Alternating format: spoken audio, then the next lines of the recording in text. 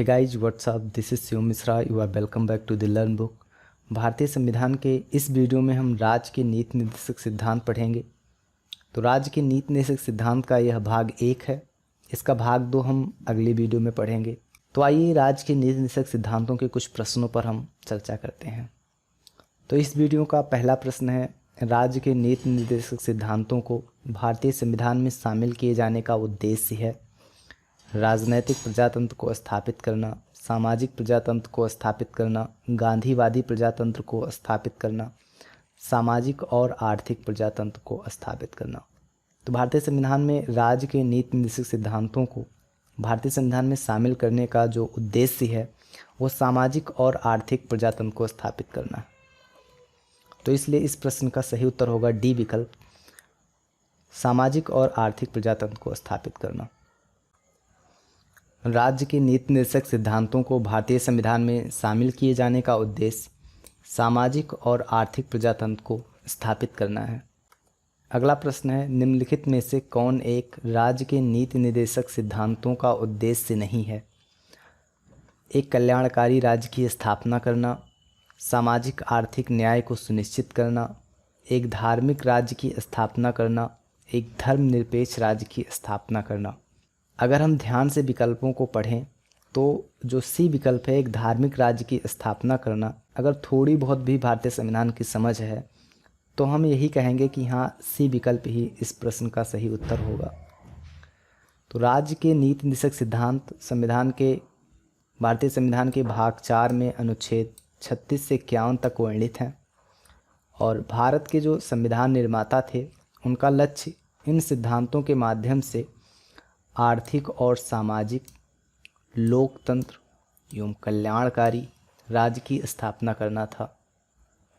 देखिए, जो पहला विकल्प है उसमें कल्याणकारी राज्य की स्थापना करना, जो पहला विकल्प है वो है, अर्थात यह सही है। दूसरा सामाजिक आर्थिक न्याय, तो यह भी सत्य है। चौथा देखिए, एक धर्मनिरपेक्ष राज्य की स्थापना करना, यह भी सही है।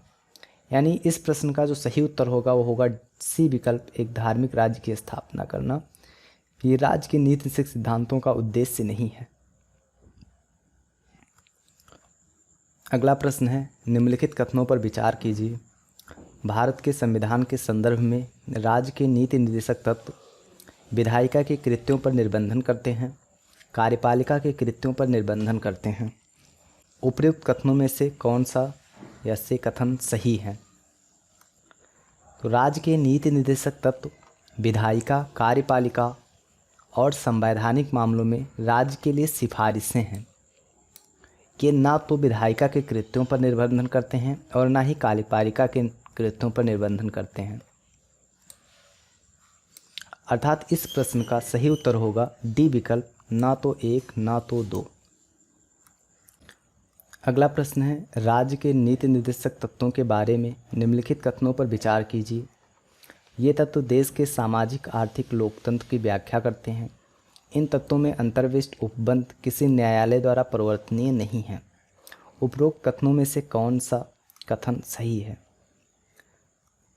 तो राज्य के नीति निर्देशक तत्व देश के सामाजिक आर्थिक लोकतंत्र की व्याख्या करते हैं, अर्थात जो पहला कथन दिया हुआ है वो सही है। राज्य के नीति निर्देशक तत्व में उल्लिखित उपबंध न्यायालय द्वारा परिवर्तनीय नहीं है, अर्थात जो दूसरा कथन दिया हुआ है वह भी सत्य है। तो इस तरह से इस प्रश्न का सही उत्तर होगा 1 और 2 दोनों।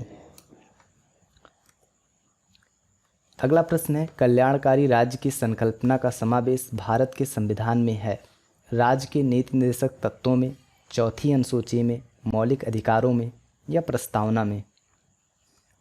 तो कल्याणकारी राज्य की संकल्पना का समावेश भारतीय संविधान के राज्य के नीति निर्देशक तत्व में किया गया है।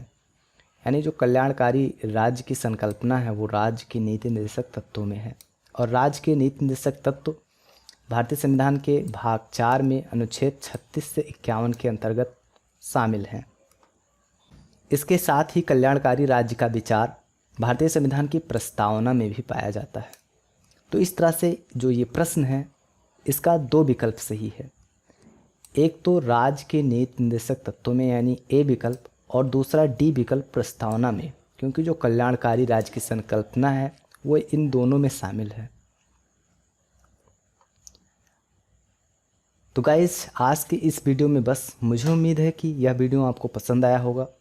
अगर आपको यह वीडियो पसंद आया हो तो इस वीडियो को लाइक कीजिए।